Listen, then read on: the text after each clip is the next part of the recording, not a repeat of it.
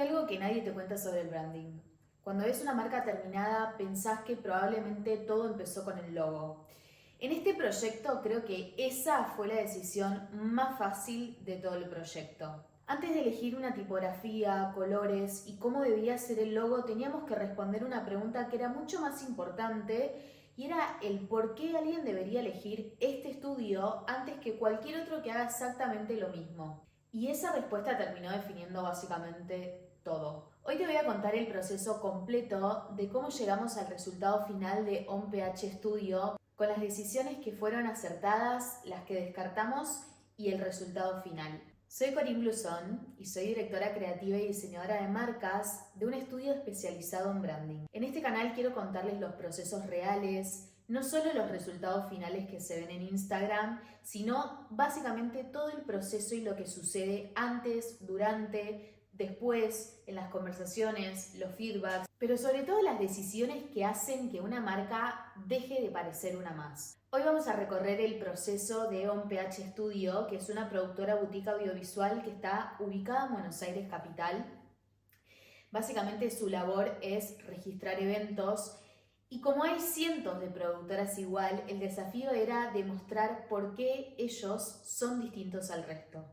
Antes de diseñar cualquier cosa nos pusimos a analizar el mercado, ver qué patrones observábamos en común para poder diferenciarnos del resto, entender cómo comunica cada una de estas productoras y la mayoría básicamente dicen lo mismo y tienen una estética bastante similar. Visualmente todos son bastante parecidos, tienen las mismas fotos, los mismos videos, los mismos presets, es decir, las mismas tonalidades en sus fotos de entrega, pero muy pocas marcas cuentan qué es lo que ellos hacen distinto o cuál es su proceso para que puedan elegirlos. Entonces ahí apareció la pregunta de qué es lo que hace OnPH Studio para poder diferenciarse del resto y qué es lo que hace distinto al resto para que la gente la elija. La respuesta no estaba en el material que entregaba, sino en el proceso de ellos como estudio mientras trabajan. Mi proceso empieza entregando un cuestionario estratégico para entender toda esta construcción del negocio, para que el cliente pueda desarrollar toda la información del mismo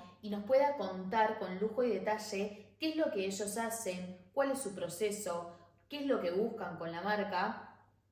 Y en todo este proceso, mientras hablábamos con Laura y demás, surgían algunas frases muy repetitivas o algunos conceptos muy repetitivos, el de estar pero pasar desapercibidos, el de no molestar, el de intentar sacar fotos mientras la gente disfruta simplemente del momento, en que no parezca todo forzado, en no forzar las poses, en literalmente estar presentes, que el cliente reciba un material que realmente no se esperaba porque en ningún momento vio a las fotógrafas molestando, vio a los filmmakers armando escenas de videos y demás para que quede todo producido, pero sin embargo los resultados son muy buenos.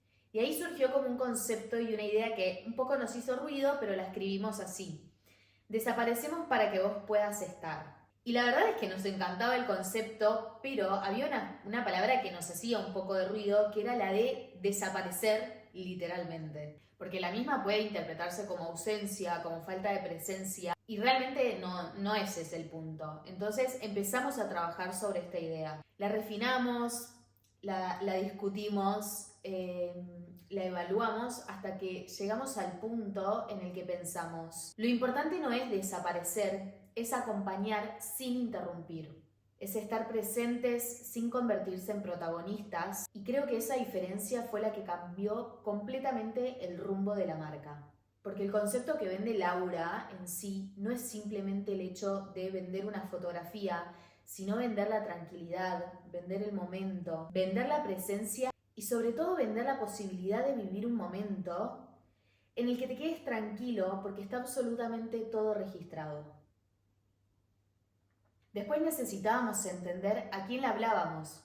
Y acá había algo que me encantó porque había dos perfiles completamente distintos, pero que compartían patrones entre sí. Por un lado teníamos a la familia que organiza un momento muy importante en su vida, puede ser un casamiento, puede ser un bautismo, puede ser un cumpleaños de 15. Y por otro, teníamos a un responsable de marketing o de eventos que estaba organizando un evento corporativo, un evento de una empresa, un evento de una marca, una sesión de una marca, el desarrollo de las fotos del producto de una marca. Pero cuando profundizamos entendimos que había una misma necesidad. Los dos quieren disfrutar del evento, los dos quieren que quede absolutamente todo registrado, pero en sí ninguno quiere sentirse observado directamente o con los flashes en la cara o tener que andar posando todo el tiempo porque sentís que está el fotógrafo constantemente grabándote o sacándote fotos. Y bueno, cuando encontramos este punto en común, toda la comunicación que desarrollamos para la marca empezó a tener sentido. Con esta información volvimos a mirar a la competencia y nos dimos cuenta de algo que marcaba bastante los patrones entre todos, y era que todos muestran los resultados, pero nadie cuenta del proceso que hay detrás. Todos hablan de cámaras, de tonos, de resultados, pero nadie te cuenta sobre la experiencia que se vive con esa productora o con ese estudio. Entonces ahí decidimos que el estudio no iba a competir por mostrar las fotos más lindas, porque eso ya es algo que por naturalidad lo tenían, que por experiencia lo tenían. Ahí decidimos que iba a competir mostrando cómo las personas se olvidan de la cámara. Ese era el lugar que tenía que ocupar el estudio. Cuando entendimos todo esto, todas las decisiones después fueron mucho más fáciles. Acá fue cuando abrimos nuestro Illustrator y empezamos a elegir qué tonos se asemejaban más a esta personalidad, qué tipografías transmitían esta sensación de estudio boutique y qué aplicaciones necesitábamos desarrollar. Ahora todas las decisiones iban a tener un motivo.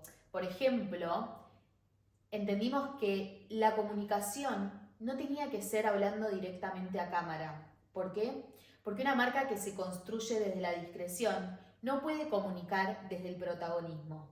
Definimos el estilo visual, las portadas, el estilo de comunicación en las fotografías, en sus posteos, incluso hasta la música que tiene que elegir a la hora de comunicar en redes sociales. Y todo esto nace desde la estrategia, no nace desde la estética funcional. Creo que esta es la diferencia más grande entre decorar una marca o hacer un logo lindo y construir una identidad de marca con una estrategia sólida y una dirección visual que se alinee a la misma. Cuando todo esto empezó a convivir, la estrategia, el posicionamiento, la dirección visual, todo tuvo coherencia y sentido.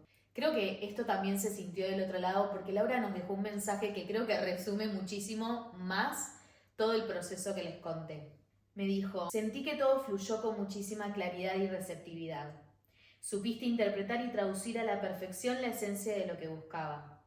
Lograste que un recorrido que a veces puede ser complejo fuera simple, profesional y por sobre todo muy humano.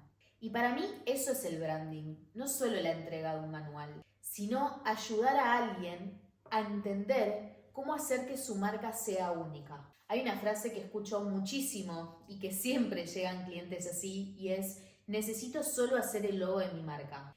Y después de trabajar en muchísimos proyectos puedo decirte que esto no funciona así, porque un logo no encuentra posicionamiento y una paleta de colores no entiende una propuesta de valor sin una estrategia. El diseño solamente hace visible una estrategia que ya existe. Y cuando el orden es el correcto, la diferencia se nota.